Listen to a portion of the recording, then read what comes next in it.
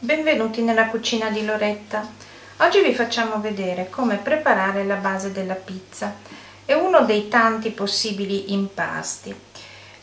Sulla spianatoia abbiamo già messo alcuni degli ingredienti base.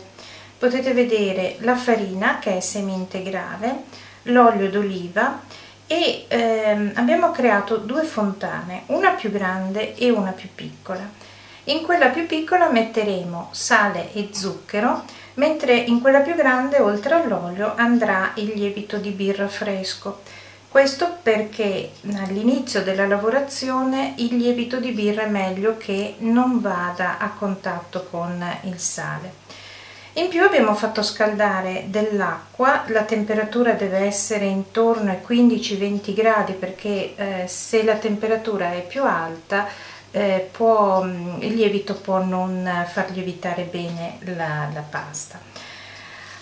Dunque parliamo un po' di dosi. Quello che stiamo per preparare è l'impasto che può andare bene per esempio per fare una torta salata oppure due pizze di circa 30 cm di diametro. Quindi abbiamo 250 g di farina, 2 cucchiai di olio, un mezzo cucchiaino di sale, un mezzo cucchiaino di zucchero, anche meno di mezzo cucchiaino di zucchero. Qui abbiamo un panetto di lievito di birra che è valido per mezzo chilo di farina, quindi a questo punto lo dividiamo in due parti, ecco, e ne usiamo la metà per fare questo impasto. Lo mettiamo in una ciotolina, questa contiene circa 60-70 ml di acqua ed è la dose che in genere utilizziamo per preparare la pizza. La prima cosa da fare è sciogliere bene il lievito di birra nell'acqua tiepida, questo per diciamo semplificare l'operazione della preparazione dell'impasto. Dunque in genere noi utilizziamo farine diverse dalla farina raffinata per una questione di alimentazione più sana ed equilibrata. In questo caso vedete appunto la farina semi-integrale. Allora incominciamo a versare il quantitativo d'acqua con il lievito che abbiamo sciolto, ne è rimasto ancora un po' all'interno della ciotolina, quindi facciamo di nuovo l'operazione di prima con poca acqua però, perché in genere sono sufficienti soltanto due di questi, chiamiamoli misurini. E poi nella seconda fontana mettiamo il sale e lo zucchero e cominciamo la lavorazione. La prima cosa da fare è far scendere dal bordo della fontana la farina in maniera da mescolare il lievito, l'olio e la farina. Questa operazione può essere fatta tranquillamente senza che il sale e lo zucchero della seconda fontana più piccola vengano a contatto. Se sarà necessaria altra acqua la aggiungeremo in un secondo momento. Ecco, cerchiamo di sciogliere bene anche i vari grumi e continuiamo l'operazione. È solo l'esperienza che vi può insegnare quando è necessario aggiungere altra acqua, quindi con un po' di tentativi si diventa esperti nel giro di poco tempo. Aggiungiamo a questo punto altra acqua,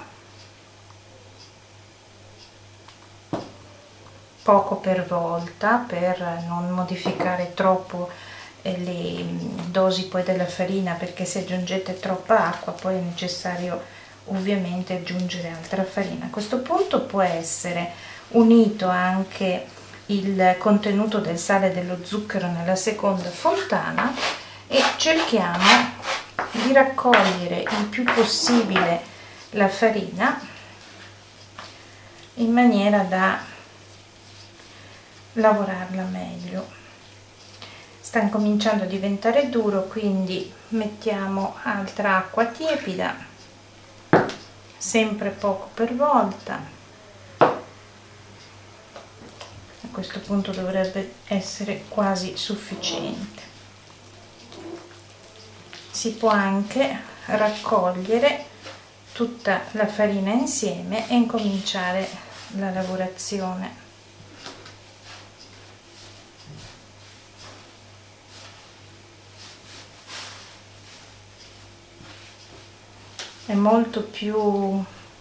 È abbastanza veloce il procedimento e fare la pasta in casa consente di scegliere accuratamente i vari ingredienti. Per esempio in questo caso noi abbiamo usato olio d'oliva di buona qualità e, come vi dicevo prima, farina semi-integrale, in maniera da avere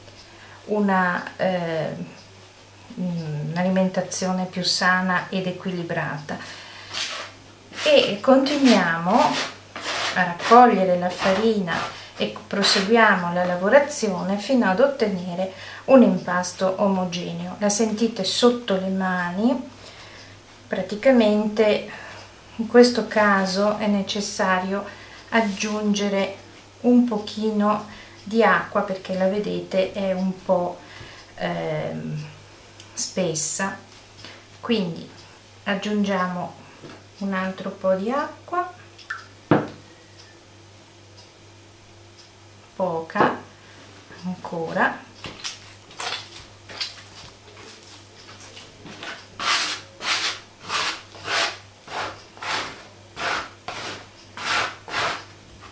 raccogliete la farina e incominciate la lavorazione.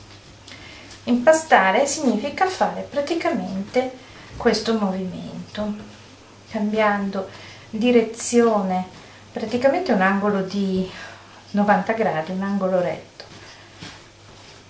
Ecco, la pasta è abbastanza morbida. Raccogliete le varie briciole che ci sono ancora. La mia nonna diceva che la pasta è pronta quando praticamente non abbiamo più tracce dell'impasto sulle dita. Credo che questo sia un ottimo insegnamento.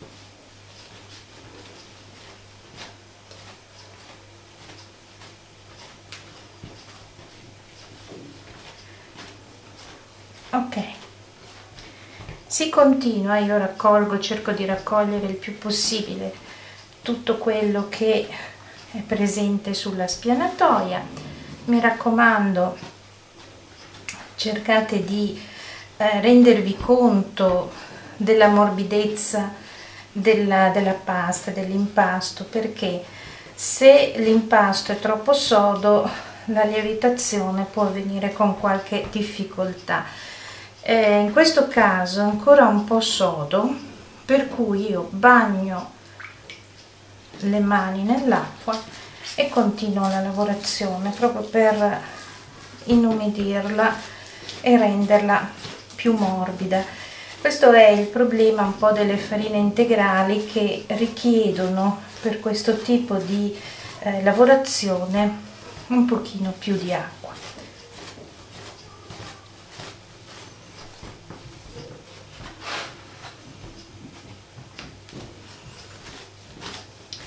Eventualmente infarinate un po' la superficie. Ecco, siamo quasi arrivati alla conclusione di questo lavoro. Più la lavorate, più si accorciano anche i tempi della lievitazione. La lievitazione deve essere fatta in un posto tranquillo, caldo, lontano dalle correnti d'aria, quindi questo impasto può essere messo per esempio in un grosso recipiente e coperto poi con un tovagliolo, oppure